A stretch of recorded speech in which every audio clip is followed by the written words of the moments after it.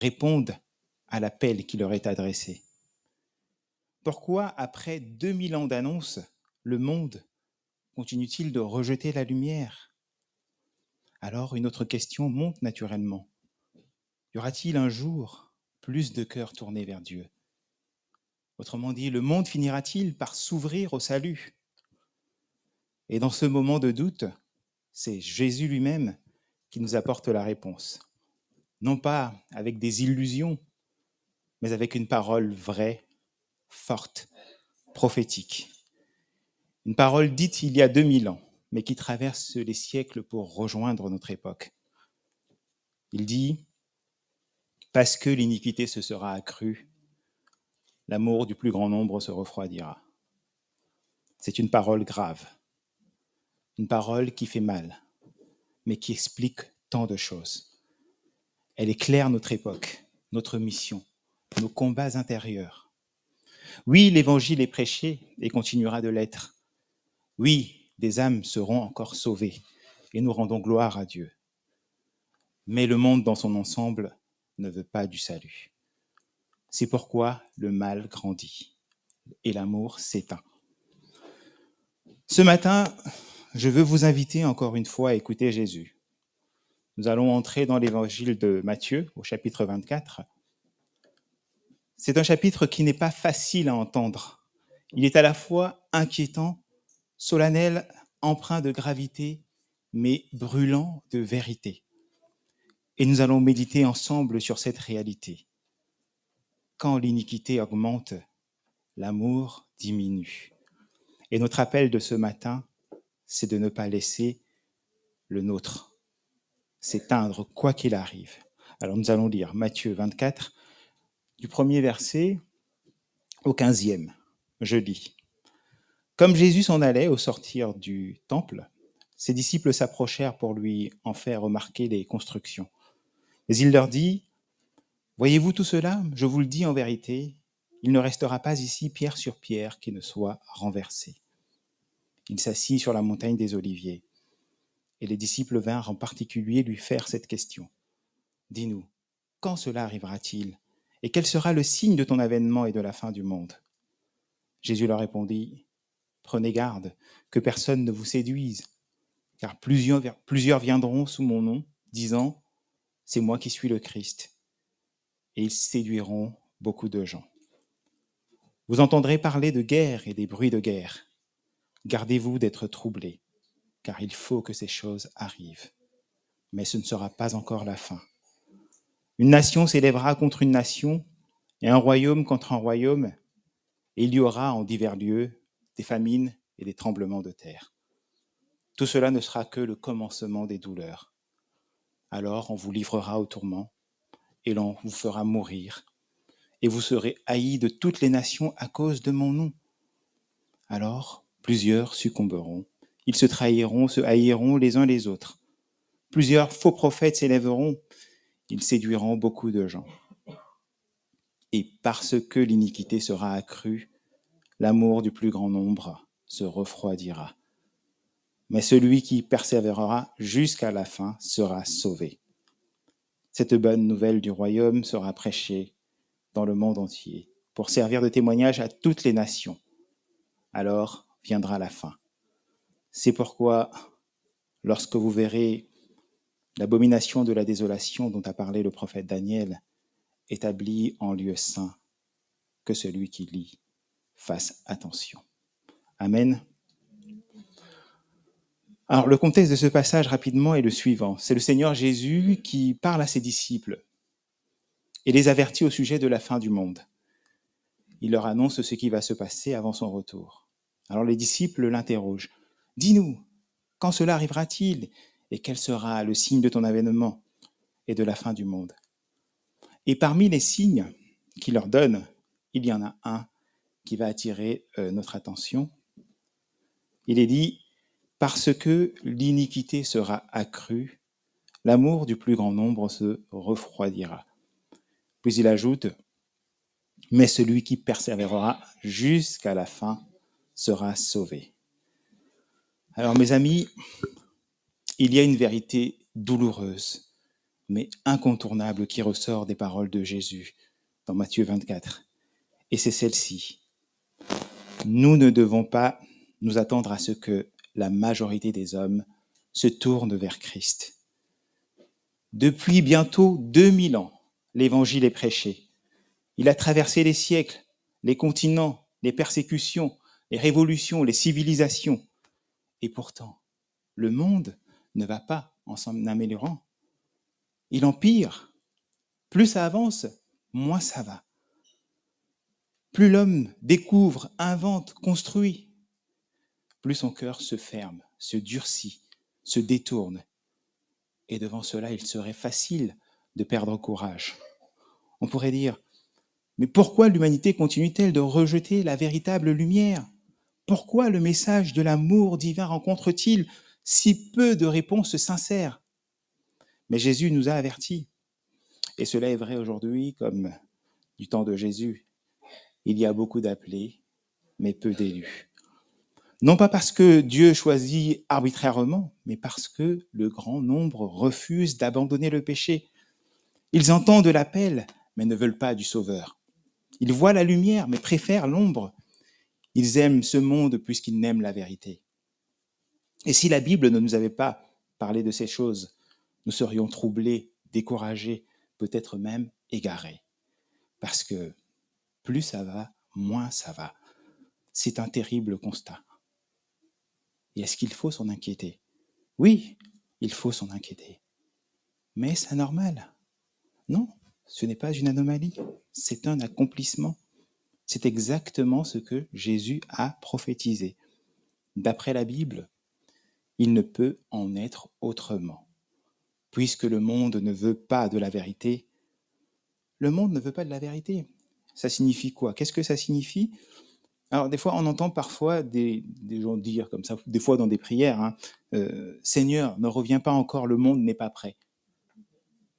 Il n'est pas encore assez chrétien.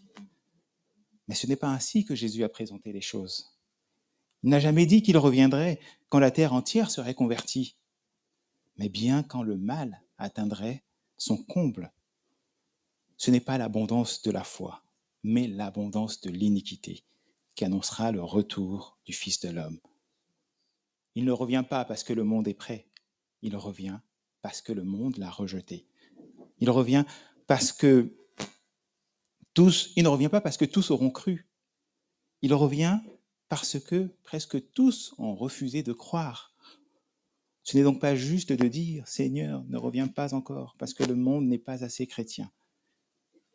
Il ne revient pas encore parce que le monde n'est pas encore assez incrédule, pas encore assez descendu dans les bas-fonds, pas encore allé jusqu'au bout de sa rébellion.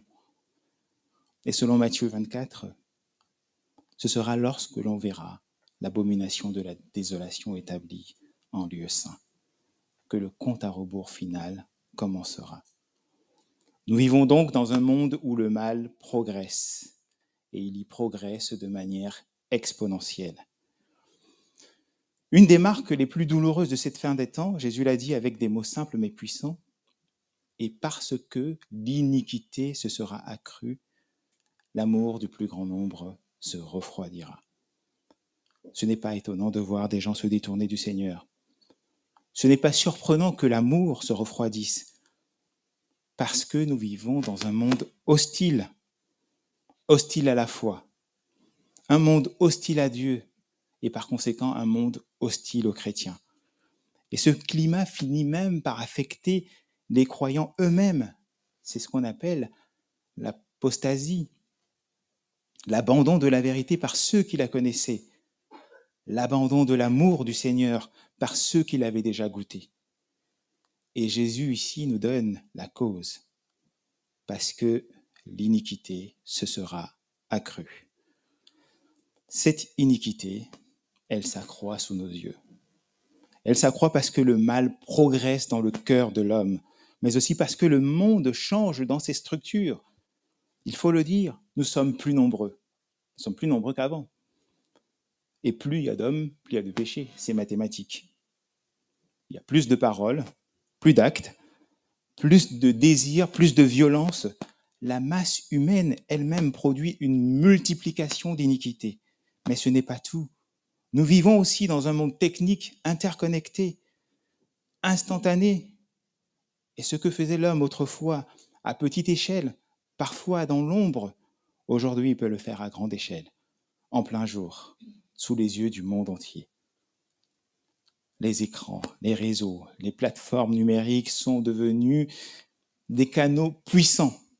Et souvent, ces canaux ne véhiculent pas la lumière, mais les ténèbres. La technologie a donné un mégaphone au mal.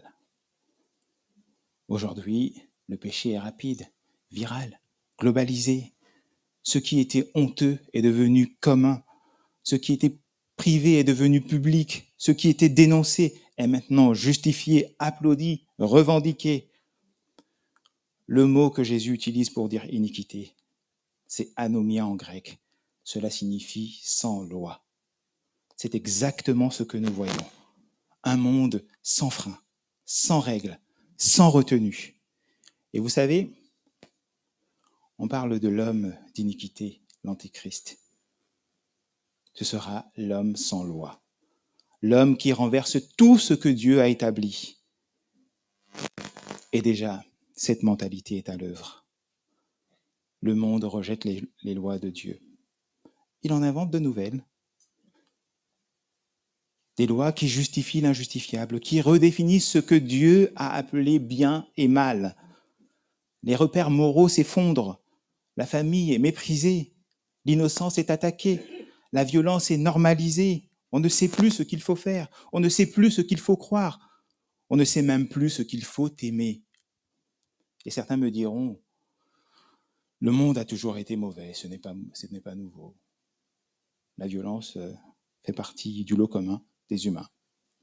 Oui, c'est vrai. Le monde d'avant était lui aussi violent, et même très violent. Il y a même des passages dans l'Ancien Testament que l'on peine à lire. Mais il y a une différence essentielle. Autrefois, le mal se commettait souvent dans l'ignorance, dans l'obscurité morale, dans une forme d'obscurantisme.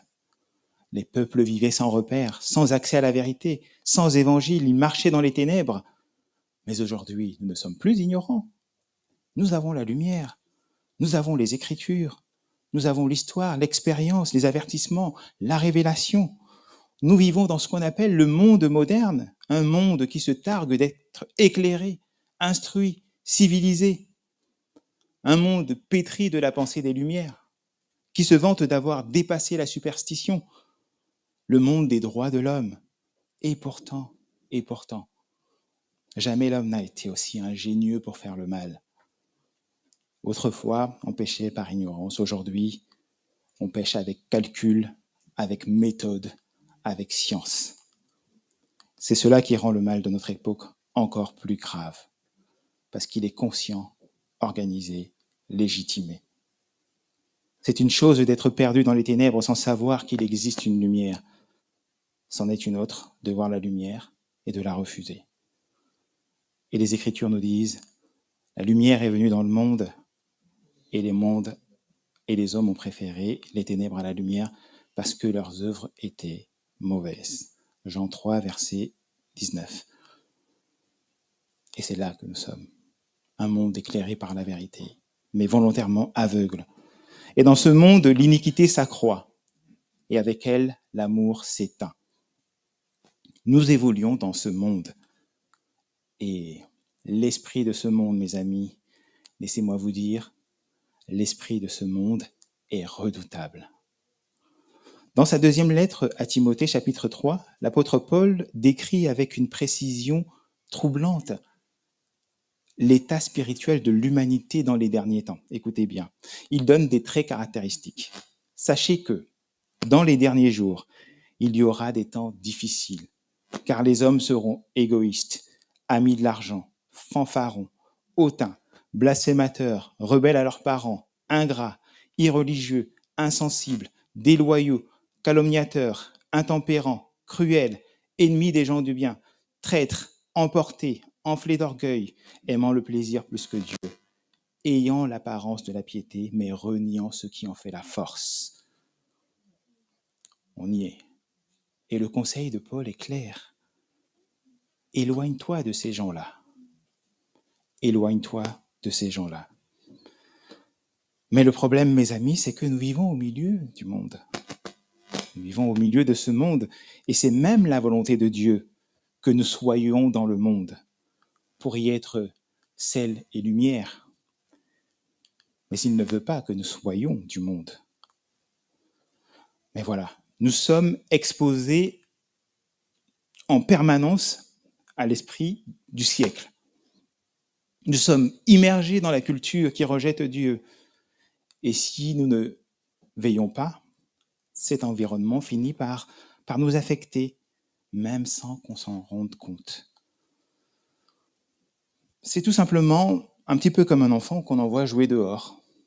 On sait qu'il reviendra sale parce que l'environnement est sale. C'est normal, il va se rouler par terre. Eh bien, c'est la même chose pour nous. Vivre dans le monde, c'est comme marcher dans un jardin boueux. Et si nous n'y prenons pas garde, nous revenons tachés. Le résultat, c'est que notre amour se refroidit. Imaginez un cœur brûlant, plongé dans un océan glacé. Il avait peut-être le feu brûlant en lui, mais à force de rester dans le froid, il commence à perdre sa chaleur. Et petit à petit, il entre en hypothermie. C'est ce qui arrive avec beaucoup de croyants aujourd'hui. Ils tombent en hypothermie spirituelle. Le cœur se refroidit.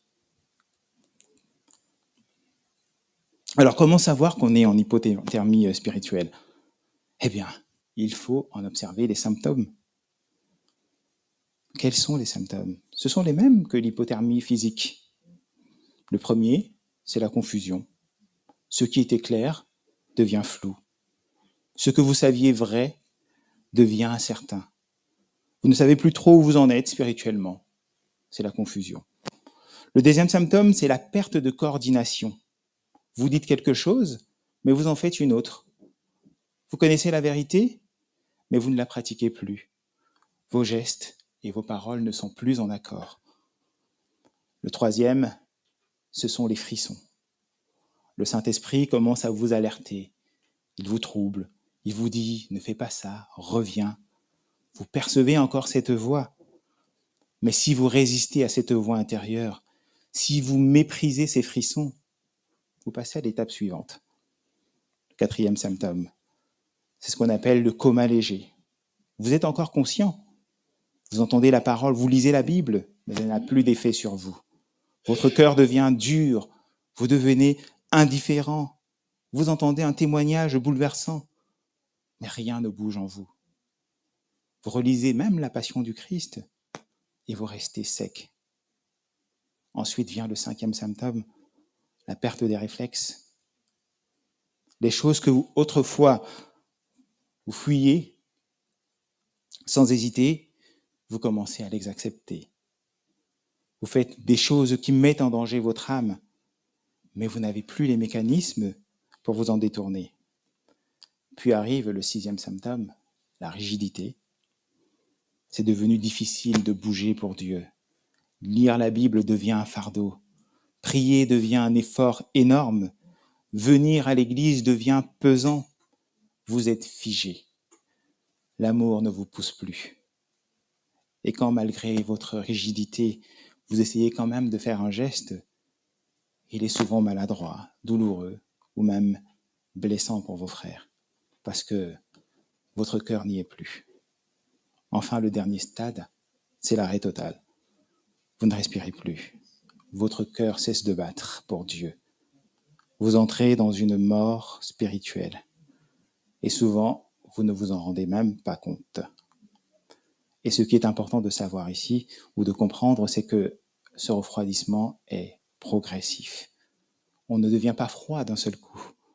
On se refroidit petit à petit, sous l'effet d'un environnement hostile, jusqu'à ce que le mal atteigne le cœur. Et portons bien attention à ce que Jésus dit, c'est l'amour du plus grand nombre qui se refroidira. C'est l'amour, c'est pas la connaissance. Vous pouvez toujours connaître vos versets. Vous pouvez les réciter, les enseigner, les balancer à quelqu'un dans une discussion. Mais si votre amour a disparu, alors il vous manque l'essentiel. Jésus dit, c'est l'amour qui se refroidira. Et cet amour qui est l'ingrédient indispensable dans la vie du croyant. Sans amour, tout s'effondre. D'ailleurs, Jésus a dit, c'est à l'amour que vous aurez les uns pour les autres que le monde reconnaîtra que vous êtes mes disciples. Si le monde ne voit plus cet amour, alors il ne voit plus le Christ. L'apôtre Paul a dit dans 1 Corinthiens 13, je pense que tout le monde le connaît, « Quand je parlerai la langue des hommes et des anges, si je n'ai pas l'amour, je suis un airain qui résonne, ou une cymbale qui retentit.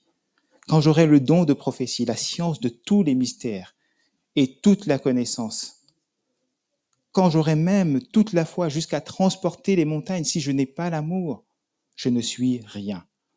Quand je distribuerai tous mes biens pour la nourriture des pauvres, quand je livrerai même mon corps pour être brûlé, si je n'ai pas l'amour, cela ne me sert de rien. » C'est frappant, n'est-ce pas?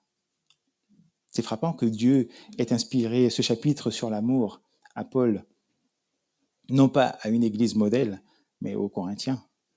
Des croyants qui pourtant avaient reçu les dons spirituels, mais étaient pleins de contradictions.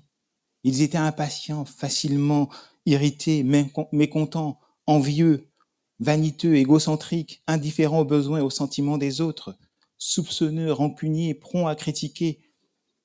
Et pourquoi étaient-ils ainsi?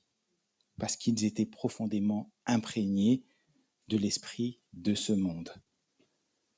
Ils vivaient sous son influence constante et cette influence avait contaminé leur relation fraternelle.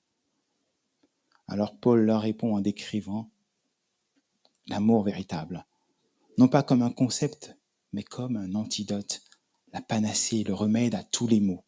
L'amour est patient. Il est plein de bonté.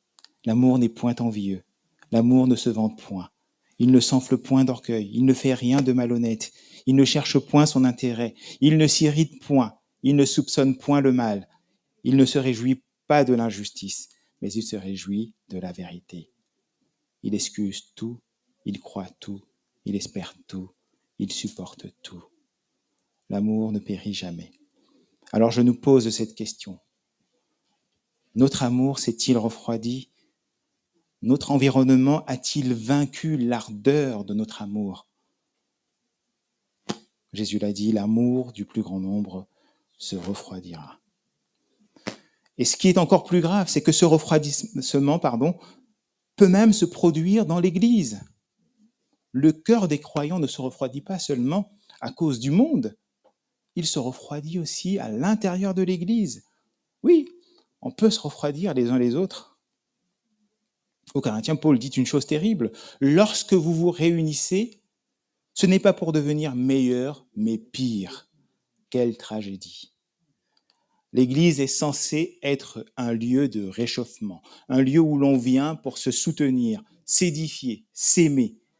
Mais si elle ne joue plus ce rôle, à quoi bon se réunir?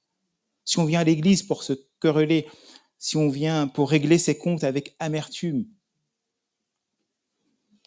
quand les conflits s'installent dans l'Église, quand l'amertume remplace la grâce, quand on garde rancune au lieu de pardonner, alors l'amour diminue et le feu de l'esprit s'éteint doucement. Paul disait aux Galates, « Si vous vous mordez et vous dévorez les uns les autres, prenez garde que vous ne soyez détruits les uns par les autres. » Un exemple concret. Dans une église, deux frères fidèles depuis des années se brouillent pour une raison quelconque, peu importe. Ils se brouillent. Au début, c'est une simple divergence, mais personne ne désamorce. L'orgueil entre. On commence à se parler à peine, puis à s'éviter, puis à parler l'un sur l'autre, jamais l'un à l'autre. Petit à petit, leur entourage est affecté. Des clans se forment, et bientôt, toute l'assemblée en ressent le froid. L'atmosphère change, la louange devient lourde, les prières sont vides, le cœur de chacun est affecté. Voilà comment de simples tensions non résolues peuvent devenir un glacier spirituel au milieu du peuple de Dieu. Et ainsi, on entre dans un cercle vicieux, alors qu'il aurait suffi qu'au moins une personne ait la force de briser le cercle. Il faut qu'au moins un accepte d'être traité injustement, sans se fâcher. Quelqu'un qui décide de ne pas prendre le mal pour le mal. Et c'est cela aussi qui pourrait stopper le refroidissement. Prenons encore une fois l'exemple du Seigneur Jésus. Dans 1 Pierre 2, versets 21 à 23, il est écrit « Christ aussi a souffert pour vous, vous laissant un exemple afin que vous suiviez ses traces. Lui qui, insulté, ne rendait pas l'insulte, maltraité, ne faisait pas de menaces, mais s'en remettait à celui qui juge justement. Le Seigneur nous a laissé un exemple, un chemin à suivre pour ne pas laisser mourir l'amour. » Alors, comment faire pour ne pas entrer en hypothermie spirituelle? Comment faire pour ne pas se refroidir dans ce monde où l'amour s'éteint? La réponse tient en une phrase, simple mais puissante. Pour ne pas avoir le cœur glacé, qu'est-ce qu'il faut faire?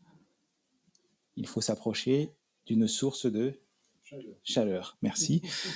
Et cette source de chaleur, ce n'est pas un concept, ce n'est pas une ambiance, c'est une personne. La seule source véritable de chaleur pour nos cœurs, c'est Jésus-Christ. Car la Bible ne dit pas seulement que Dieu aime, elle dit bien plus. Elle dit que Dieu est amour. Et Jésus, le Fils de Dieu, est l'amour incarné. Il est le modèle parfait de l'amour de 1 Corinthiens 13 que nous avons lu. Il est patient, il est plein de bonté. Il n'a jamais été envieux ni orgueilleux. Il n'a jamais cherché son intérêt. Il n'a jamais soupçonné le mal. Il a tout supporté, tout cru, tout espéré. Il a aimé jusqu'à la croix. Il n'a jamais péri puisqu'il est ressuscité. Alors, si notre cœur s'est refroidi, si notre amour s'est affaibli, c'est vers lui, vers Jésus, vers la source, vers celui qui aime parfaitement, qui aime toujours, qui aime même quand nous ne le méritons pas. Jésus a aussi dit ceci, « L'amour du plus grand nombre se refroidira, mais celui qui persévérera jusqu'à la fin sera sauvé. » Attention alors, cela ne signifie pas que nous sommes sauvés par notre persévérance. Non, nous ne sommes pas sauvés par nos efforts. Nous sommes sauvés par la grâce de Dieu, reçue par la foi en Jésus-Christ, mort et ressuscité pour nous. Mais la persévérance, c'est la preuve que notre foi est réelle. C'est le chemin par lequel on échappe au refroidissement. C'est la résistance face à tout ce qui veut éteindre notre amour. Et Jésus vient de le dire dans ce passage. Il parle de persécution, de trahison, de séduction, de faux docteurs. Autant d'obstacles, de pièges, de blessures qui sont là pour nous refroidir. C'est comme une jungle pour le croyant. C'est comme une jungle que le croyant doit traverser.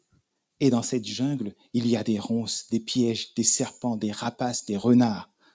Mais les vainqueurs, ce sont ceux qui persévèrent dans la voie du Seigneur. La persévérance ici, c'est continuer d'aimer malgré les blessures. C'est continuer de croire malgré les contradictions du monde. C'est continuer d'avancer malgré la fatigue, malgré les chutes, malgré les tentations. Il y a dans ce monde une force d'attraction qui cherche à nous tirer loin du Seigneur. Il y a le péché qui nous attire, c'est vrai. Il y a notre vieille nature, notre chair qui répond volontiers à cet appel. Mais le Seigneur nous dit, persévère, résiste, ne lâche pas. Dans Hébreux 12, versets 1 à 2, il est écrit, « Nous donc aussi, puisque nous sommes environnés d'une si grande nuée de témoins, rejetons tout fardeau et le péché qui nous enveloppe si facilement, et courons avec persévérance dans la carrière qui nous est ouverte, ayant les regards fixés sur Jésus, le chef et le consommateur de la foi. » Autrement dit, garde les yeux fixés sur la source, reviens au feu. Reste proche de celui qui peut seul maintenir ton cœur, en vie. Beaucoup ont couru avant nous. Ils ont traversé les mêmes épreuves, affronté les mêmes pièges, résisté aux mêmes tentations. Ce sont aussi, dans une moindre mesure, nos modèles. Ils nous montrent que c'est possible. Et si c'est possible pour eux, c'est possible pour nous. La course chrétienne demande discipline et endurance. Et pour courir librement, il faut se débarrasser de tout ce qui nous encombre. Rejetons tout fardeau. Un fardeau, ce n'est pas forcément une mauvaise chose. Ce sont souvent des choses légitimes, mais qui nous ralentissent.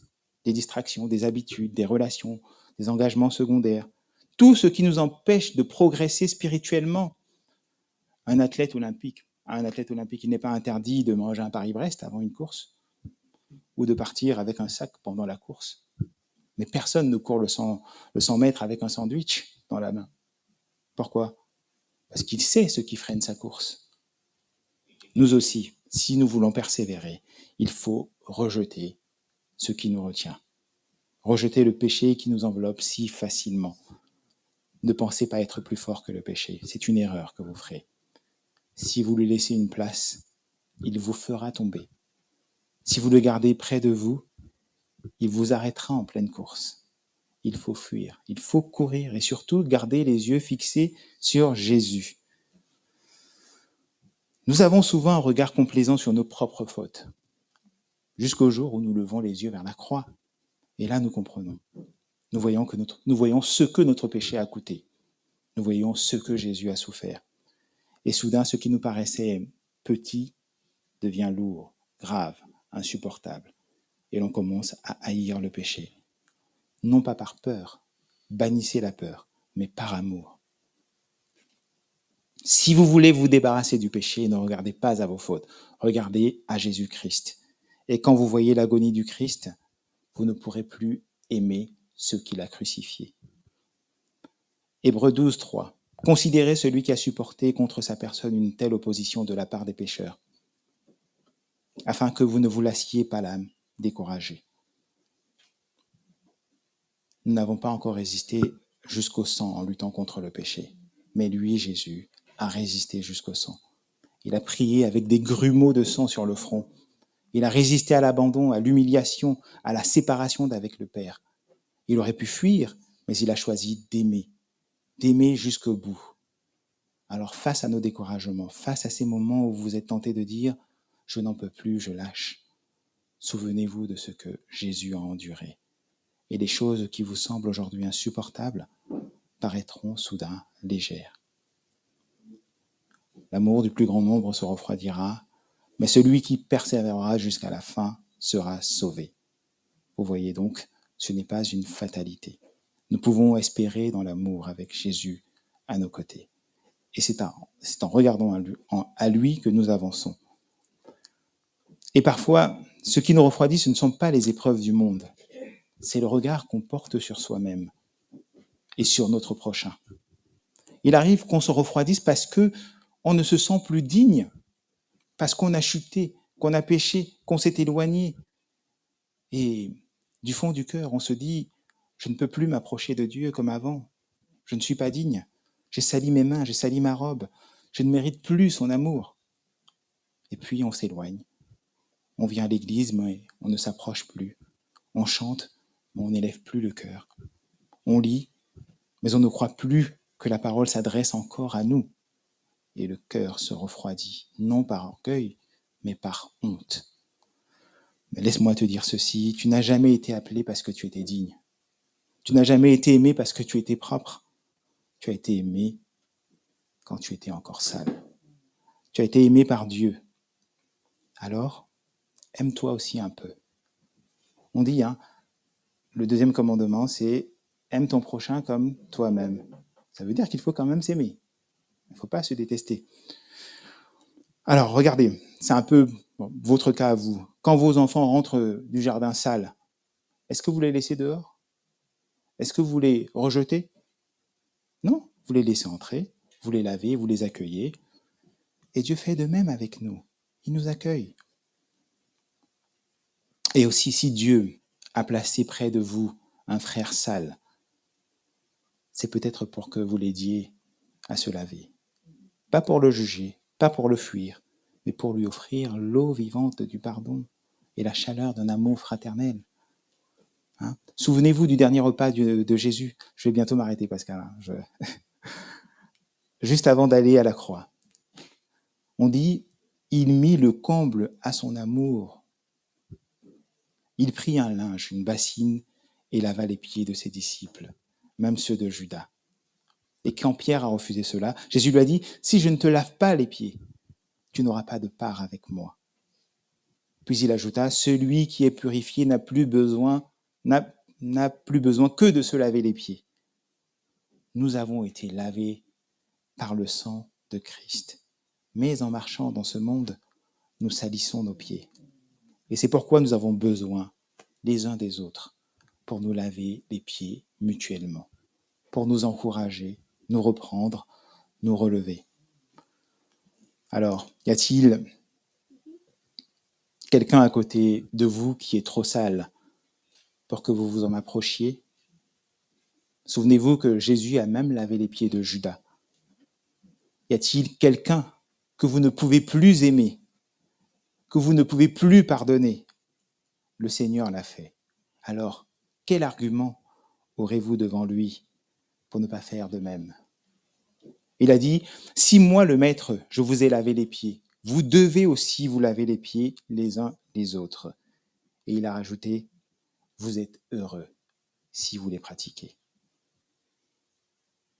Enfin, n'oublions pas ces mots de Paul aux Philippiens. Ce n'est pas que j'ai remporté déjà le prix, ni que j'ai atteint la perfection, mais je fais une chose, oubliant ce qui est en arrière et me portant vers ce qui est en avant, je cours vers le but pour remporter le prix de la vocation céleste de Dieu en Jésus-Christ. Ne vous laissez pas détourner du but.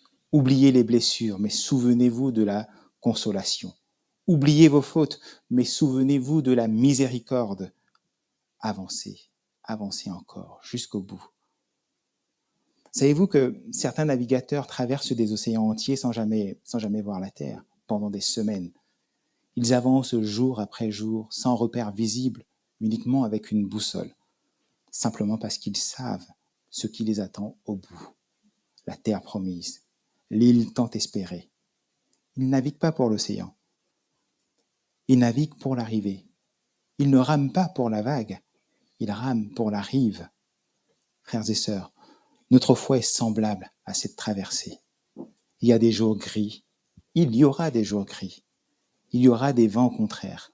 Parfois, rien ne sera plus visible, mais nous avons notre boussole, Jésus-Christ. Et le but est réel. La récompense est certaine. Ce n'est pas une île paradisiaque qui nous attend, c'est la présence glorieuse de Dieu. C'est notre vraie maison. Ne relâchez pas les rames, ne perdez pas le cap. Même si vous ne voyez pas encore la côte, continuez d'avancer, car ceux qui persévèrent verront Dieu. Alors ce n'est pas le moment de reculer, c'est le moment d'aimer. C'est le moment de persévérer. Et voici ma conclusion, frères et sœurs. Ce que Jésus a annoncé est en train de se réaliser sous nos yeux. L'iniquité augmente, le mal s'organise, l'amour s'éteint. Mais ce n'est pas une raison pour baisser les bras. Ce n'est pas une excuse pour devenir tiède. Ce n'est pas un prétexte pour cesser d'aimer. Au contraire, c'est le moment de veiller, le moment de résister, le moment de raviver la flamme. Le Seigneur ne nous appelle pas à comprendre le monde, il nous appelle à ne pas lui ressembler. Il nous appelle à aimer quand d'autres haïssent, à pardonner quand d'autres condamnent, à persévérer quand tant d'autres abandonnent. Et si tu te sens fatigué, si tu sens ton cœur devenir froid, n'attends pas davantage. Reviens à la source, reviens à Jésus. Reviens à celui qui, sur la croix, a résisté jusqu'au sang pour ton salut. Regarde à celui qui t'attend au bout de la course. L'amour du plus grand nombre se refroidira, mais celui qui persévérera jusqu'à la fin sera sauvé. Alors, cours, cours encore, aime encore, espère encore, et tiens bon jusqu'à la fin. Amen. Amen.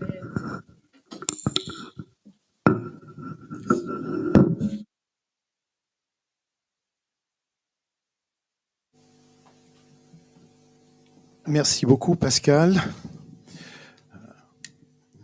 Je retiens plusieurs choses, mais je retiens effectivement que ce que l'on est appelé à faire, c'est effectivement d'aimer et de se laisser aussi aimer par le Seigneur, quelles que soient les circonstances. On ne lâche rien. Et je vous invite à chanter en attendant que les musiciens reviennent et se préparent. Je voulais juste demander à ceux qui souhaitent, ceux qui ont envie de nous dire, dites-nous juste à haute voix ce que vous avez décrit sur votre bracelet, le temps qu'on s'installe.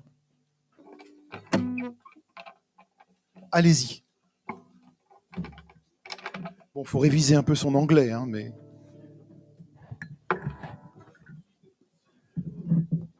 Tout est possible à celui qui croit. Quelqu'un d'autre ? Sois la lumière. Comment ? On n'entend pas bien. Plus fort ? Jésus même. Sauvé par grâce. Simplement béni. Just blessed. Super. Quelqu'un d'autre ? Le Seigneur est ma force et mon bouclier. C'est encourageant, hein ? Vous allez faire sensation sur la plage. Do.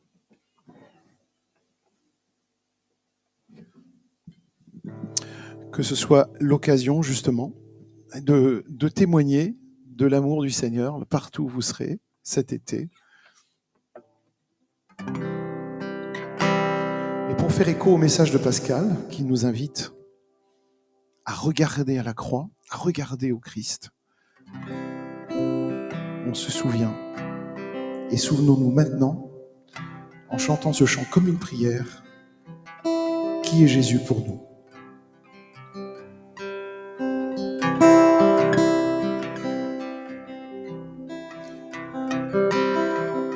Il reste un frère quand ta vie s'est écroulée.